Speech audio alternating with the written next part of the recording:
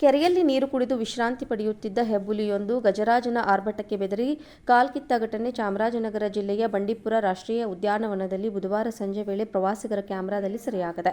ಚಾಮರಾಜನಗರ ಜಿಲ್ಲೆಯ ಗುಂಡ್ಲುಪೇಟೆ ತಾಲೂಕಿನಲ್ಲಿರುವ ಬಂಡೀಪುರ ರಾಷ್ಟ್ರೀಯ ಉದ್ಯಾನವನ ಹಾಗೂ ಹುಲಿ ಸಂರಕ್ಷಿತ ಪ್ರದೇಶದಲ್ಲಿ ರಾಜ್ಯದಲ್ಲಿ ಅತ್ಯಧಿಕ ಸಂಖ್ಯೆಯಲ್ಲಿ ಹುಲಿಗಳು ವಾಸ ಮಾಡುತ್ತಿರುವ ಬಗ್ಗೆ ಅಧಿಕೃತವಾಗಿ ಮಾಹಿತಿ ಇದ್ದು, ಇದಕ್ಕೆ ಪುಷ್ಟಿ ನೀಡುವಂತೆ ಬುಧವಾರ ಸಂಜೆ ಸಫಾರಿಗೆ ತೆರಳಿದ ಪ್ರವಾಸಿಗರಿಗೆ ಸಫಾರಿ ಮಾರ್ಗ ಮಧ್ಯೆ ಇರುವ ಕೆರೆಯೊಂದರಲ್ಲಿ ನೀರು ಕುಡಿದು ವಿಶ್ರಾಂತಿ ಪಡೆಯುತ್ತಿದ್ದ ಹೆಬ್ಬುಲಿಗೆ ಗಜರಾಜನ ಆರ್ಭಟ ಕಿರಿಕಿರಿ ಉಂಟಾಯಿತು. ಹುಲಿಯೊಂದು ಕೆರೆಯಲ್ಲಿ ನೀರಿನ ದಡದಲ್ಲಿ ವಿಶ್ರಾಂತಿ ಪಡೆಯುತ್ತಿರುವಾಗ ಕಾಡಾನೆಯೊಂದು ಘೀಳಿಸುತ್ತಾ ಬಂದಾಗ ಬೆದರಿದ ಹೆಬ್ಬುಲಿ ಕಾಡಾನೆ ದಾಳಿ ಮಾಡಬಹುದೆಂದು ಭ್ರಮಿಸಿ ಅಲ್ಲಿಂದ ಕಾಲ್ಕಿತ್ತು ಬೇರೆ ಕಡೆಗೆ ತೆರಳಿತು. ಕಾಡಾನೆ ಕಾಲ್ಕಿತ್ತ ಹೆಬ್ಬುಲಿಯನ್ನ ಹಿಂಬಾಲಿಸಿದಾಗ ಹುಲಿ ಕಾಡಾನೆ ಕಾಣದಂತೆ ಮರೆಯಾಗುತ್ತಿದ್ದಂತೆ ಕಾಡಾನೆ ಕಾಡಿನೊಳಗೆ ಹೋಗುವುದೇ ತಡ ಮರೆಯಾಗಿದ್ದ ಹೆಬ್ಬುಲಿ ಮತ್ತೆ ಕೆರೆಯ ನೀರಿನ ದಡದತ್ತ ಸಾಗಿತ್ತು.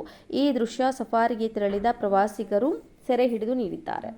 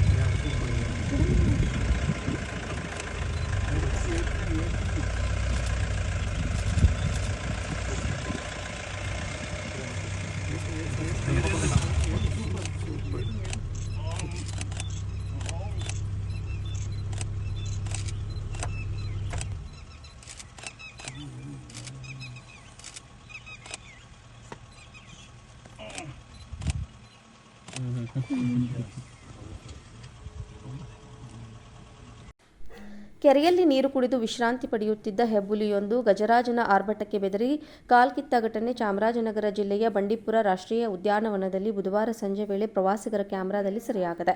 ಚಾಮರಾಜನಗರ ಜಿಲ್ಲೆಯ ಗುಂಡ್ಲುಪೇಟೆ ತಾಲೂಕಿನಲ್ಲಿರುವ ಬಂಡೀಪುರ ರಾಷ್ಟ್ರೀಯ ಉದ್ಯಾನವನ ಹಾಗೂ ಹುಲಿ ಸಂರಕ್ಷಿತ ಪ್ರದೇಶದಲ್ಲಿ ರಾಜ್ಯದಲ್ಲಿ ಅತ್ಯಧಿಕ ಸಂಖ್ಯೆಯಲ್ಲಿ ಹುಲಿಗಳು ವಾಸ ಮಾಡುತ್ತಿರುವ ಬಗ್ಗೆ ಅಧಿಕೃತವಾಗಿ ಮಾಹಿತಿ ಇದ್ದು, ಇದಕ್ಕೆ ಪುಷ್ಟಿ ನೀಡುವಂತೆ ಬುಧವಾರ ಸಂಜೆ ಸಫಾರಿಗೆ ತೆರಳಿದ ಪ್ರವಾಸಿಗರಿಗೆ ಸಫಾರಿ ಮಾರ್ಗ ಮಧ್ಯೆ ಇರುವ ಕೆರೆಯೊಂದರಲ್ಲಿ ನೀರು ಕುಡಿದು ವಿಶ್ರಾಂತಿ ಪಡೆಯುತ್ತಿದ್ದ ಹೆಬ್ಬುಲಿಗೆ ಗಜರಾಜನ ಆರ್ಭಟ ಕಿರಿಕಿರಿ ಉಂಟಾಯಿತು. ಹುಲಿಯೊಂದು ಕೆರೆಯಲ್ಲಿ ನೀರಿನ ದಡದಲ್ಲಿ ವಿಶ್ರಾಂತಿ ಪಡೆಯುತ್ತಿರುವಾಗ ಕಾಡಾನೆಯೊಂದು ಘೀಳಿಸುತ್ತಾ ಬಂದಾಗ ಬೆದರಿದ ಹೆಬ್ಬುಲಿ ಕಾಡಾನೆ ದಾಳಿ ಮಾಡಬಹುದೆಂದು ಭ್ರಮಿಸಿ ಅಲ್ಲಿಂದ ಕಾಲ್ಕಿತ್ತು ಬೇರೆ ಕಡೆಗೆ ತೆರಳಿತು. ಕಾಡಾನೆ ಕಾಲ್ಕಿತ್ತ ಹೆಬ್ಬುಲಿಯನ್ನ ಹಿಂಬಾಲಿಸಿದಾಗ ಹುಲಿ ಕಾಡಾನೆ ಕಾಣದಂತೆ ಮರೆಯಾಗುತ್ತಿದ್ದಂತೆ ಕಾಡಾನೆ ಕಾಡಿನೊಳಗೆ ಹೋಗುವುದೇ ತಡ ಮರೆಯಾಗಿದ್ದ ಹೆಬ್ಬುಲಿ ಮತ್ತೆ ಕೆರೆಯ ನೀರಿನ ದಡದತ್ತ ಸಾಗಿತ್ತು. ಈ ದೃಶ್ಯ ಸಫಾರಿಗೆ ತೆರಳಿದ ಪ್ರವಾಸಿಗರು ಸೆರೆ ಹಿಡಿದು ನೀಡಿದ್ದಾರೆ.